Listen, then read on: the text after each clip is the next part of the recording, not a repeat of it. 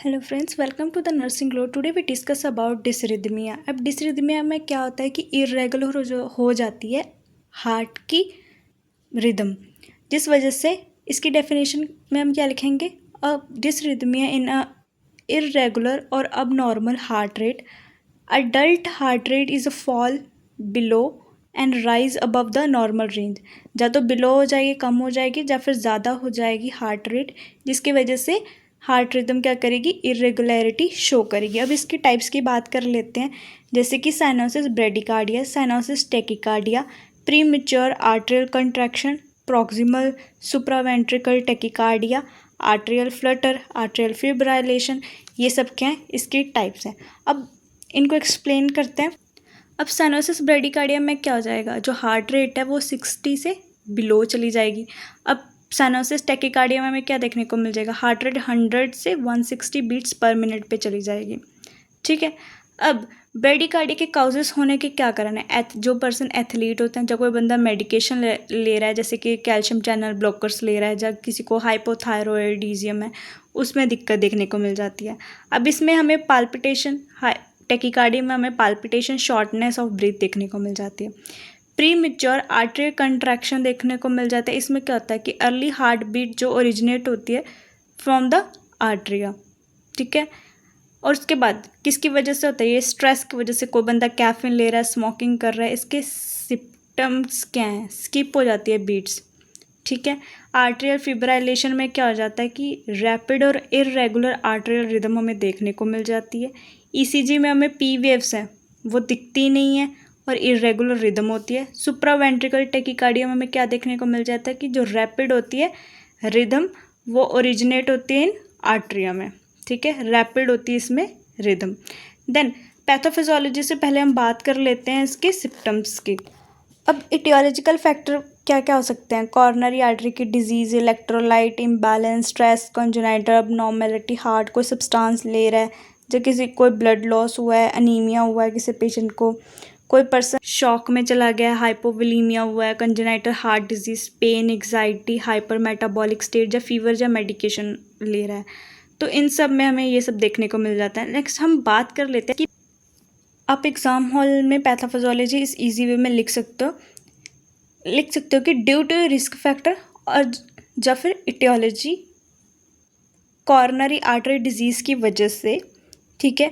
अब नॉर्मल हो जाएगी इम्पल्स फॉर्मेशन, जिसकी वजह से क्या आएगा, इंक्रीज ऑटोमेटिसिटी, ट्रिगर हो जाएगी एक्टिविटी, री एंटर सर्किट, जिसकी वजह से क्या होएगा, अब नॉर्मल हो जाएगा इलेक्ट्रिक इम्पल्स ट्रांसमिशन, जिस वजह से या तो हार्ट बीट बहुत फास्ट हो जाएगी, या फिर बहुत स्लो हो जाएगी, या फिर इरेगुलर में देखने को मिल जाएगी। बिकॉज एवी नोड्स और एसवी नोड्स में हमें समटाइम्स टाइम लग जाएगा, या फिर नॉर्मल टाइम से जल्दी पहुंच जाएगी इम्पल्सेस, या फिर स्लो हो जाएगी।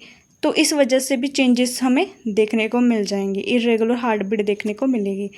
ठीक है। नेक्स्ट टाइम रिड्यूस हो जाएगा कार्डियक आउटपुट, जिसकी वजह से क्या हो जाएगा, decrease blood supply to the organs और टिश्यू, जिसकी वजह से हमें पाल्पिटेशन देखने को मिल जाएगी, कार्डियक अरिथमिया, अंजाइना, बहुत सब चीज़ें देखने को मिल जाएगी, जिस वजह से हमें हार्ट अटैक के चांसेस बढ़ जाएंगे। So this is the pathophysiology. Manifestation कैसे हो जाएगी, पेशेंट को chest pain, dizziness, shortness breath, weakness, palpitation और फटीग देखने को मिल जाएगा। नेक्स्ट हम बात कर लेते हैं इसकी डायग्नोस्टिक इवोल्यूशन। अब इसमें क्या होएगा, इको करवा सकते हैं, इकोकार्डियोग्राम करा सकते हैं। इकोकार्डियोग्राम में क्या आएगा, help to measure the electric activity of the heart, जिसकी वजह से हम डिटरमाइन कर सकते हैं कौन सा पार्ट इनलार्ज हुआ है, ओवरवर्क कर रहा है, या डैमेज हुआ है। इवेंट मॉनिटरिंग करवा सकते हैं, हॉल्टर मॉनिटर, जो कि 24-48 आवर्स पेशेंट की हार्ट की एक्टिविटी को बताता है। स्ट्रेस टेस्ट करवा सकते हैं। ठीक है। इको कार्डियोग्राम करवा सकते हैं। This ultrasound exam use to sound wave को पहचानने के लिए किया जाता है। ठीक है। Moving picture of heart chamber and valves, ये होता है। नेक्स्ट हम इसके बात कर लेते हैं इसकी मैनेजमेंट में सबसे पहले तो हम फार्माकोलॉजिकली उनको क्या हेल्प करेंगे, एंटी डिसरिदमिया के लिए क्वानिडिन प्रोवाइड करेंगे पेशेंट को। ठीक है। और उसके बाद एंटी डिसरिथमिया लिडोकैनिन प्रोवाइड करेंगे पेशेंट को। उसके बाद हम प्रोपेनॉल प्रोवाइड करेंगे पेशेंट को। स्टिमुलेट करना साइनोसिस नोड को, इसके वजह से ब्रोंकोस्पाज्म हो सकती है। मॉनिटर करेंगे उनका वाइटल और ईसीजी। ठीक है, नेक्स्ट हम पेशेंट एंटीकोलिनर्जिक प्रोवाइड कर सकते हैं। बीटा एंडर्जेनिक दे सकते हैं। एपिनेफ्रिन प्रोवाइड कर सकते हैं। नॉन एपिनेफ्रिन प्रोवाइड कर सकते हैं। उसके बाद हम डोपामिन प्रोवाइड कर सकते हैं। ये सब हम एज अ प्रोवाइड कर सकते हैं। और पेशेंट को ज़रूरत पड़ने का डिफिब्रिलेशन भी प्रोवाइड कर सकते हैं, जो कि करंट शॉक प्रोवाइड किया जाता है। Convert ventricle fibrillation into the perfusion rhythm. ठीक है, हम डिफिब्रिलेशन भी पेशेंट को प्रोवाइड करते हैं। नेक्स्ट हम बात कर लेते हैं नर्सिंग मैनेजमेंट की। मॉनिटर करना पेशेंट की हार्ट रेट को, पेशेंट की इर्रेगुलर रिदम को एस्टिमेट करना, ऑल्सो असेस करना उसका anxiety, depression level. Nurse should obtain completely health history लेना पेशेंट की।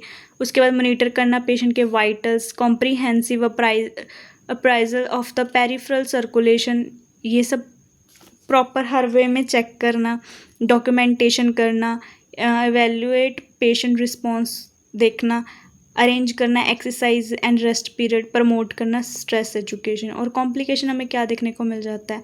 Stroke, heart failure, hypotension, tissue ischaemia, ये सब हमें डिसरिथमिया में देखने को मिल जाता है। Thank you for watching a video.